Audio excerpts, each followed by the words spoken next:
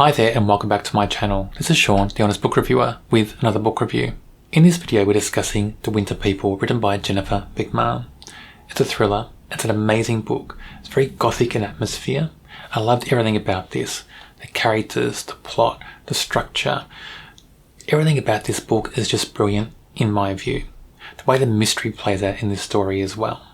I even enjoyed the different split narratives in this story in the past and present, especially because the different narratives are about different people, and it both adds so much to this story. It's a great book in my view. I recommend this very much. This book is split in past and present narrative, but in the past and present narrative it follows different people.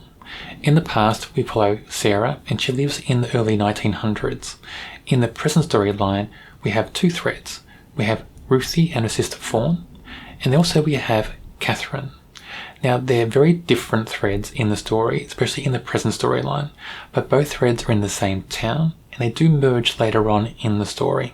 In the past storyline with Sarah, we get it through her journal, also through her point of view, and it concentrates on her family and on her daughter Gertie or Gertrude, and this appearance of her daughter and how that affects Sarah, and what it makes her do later on in her storyline.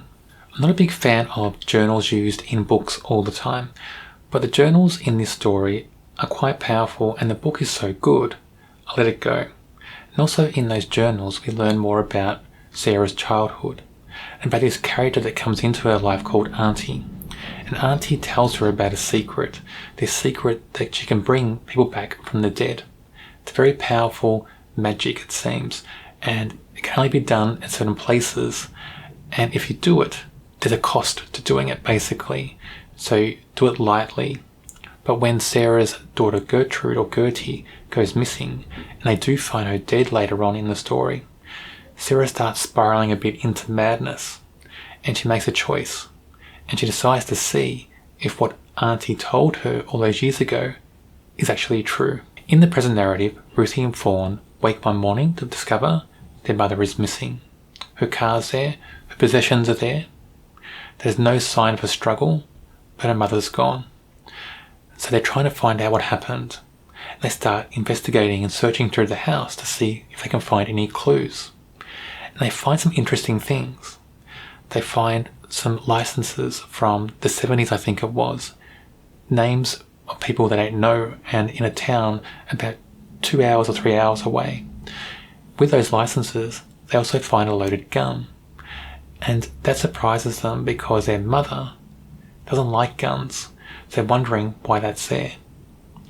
They also find some other things along the way in this search through their house, and this leads Ruthie on a mission to find out more about these people. She thinks by finding out who these people are on these old licenses, she can find some clues to her parents' past.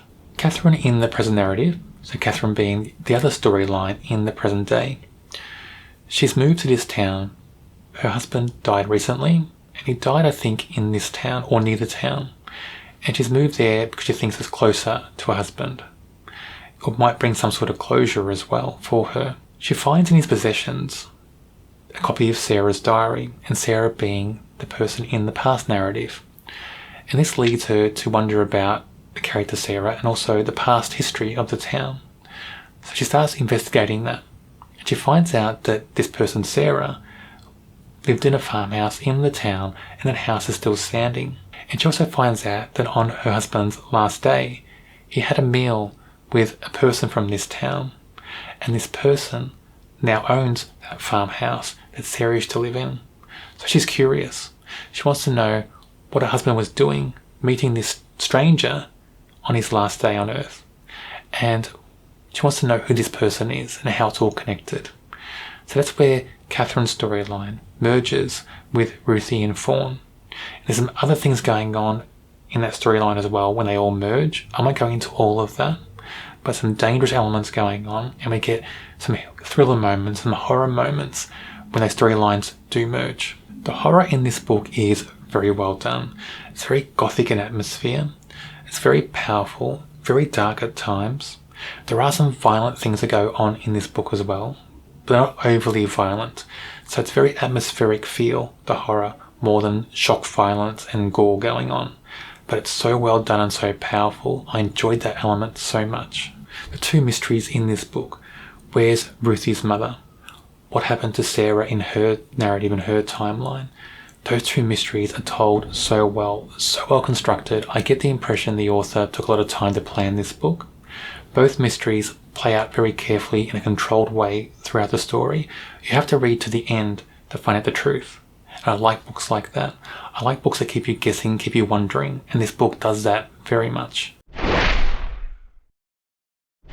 Sarah, who's our character in the past narrative, her point of view is very strong, very consistent.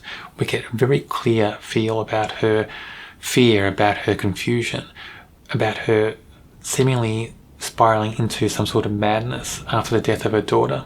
It's so clear and just so strongly told in the story. It's very powerful, and I enjoyed Sarah in this book. I think she's a perfect character in my view. She adds so much to the story. I can't see that this book would even be a worthwhile read without a character like this being told so well. Ruthie, this late teenage girl whose mother goes missing. I like this character a lot, and the amazing thing about Ruthie is she feels real, and she feels her age. Not many authors create characters that feel their age, especially for teenage characters and child characters.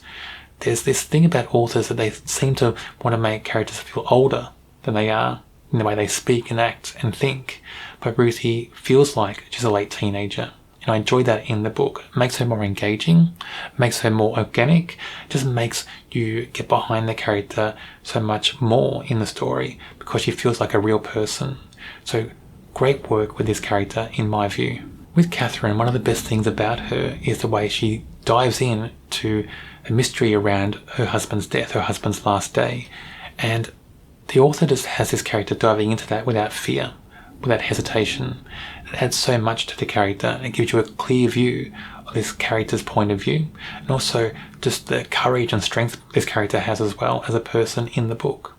I enjoyed that so much. She adds a lot to the book, and that diving into her mystery, that mystery adds so much to the story as well, and just injects her more into the story, and also is Catherine's the key driver for being involved in Ruthie's storyline, those two storylines merging in the book. And I don't think if Catherine was told so well, it wouldn't feel organic the way that happens, it wouldn't feel real.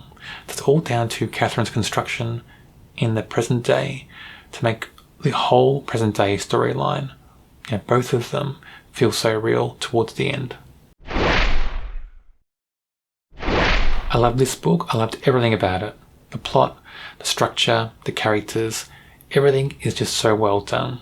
A 5 out of 5 in my view. I recommend this book very much. If you've not read Jennifer McMahon at all in the past, read this one first.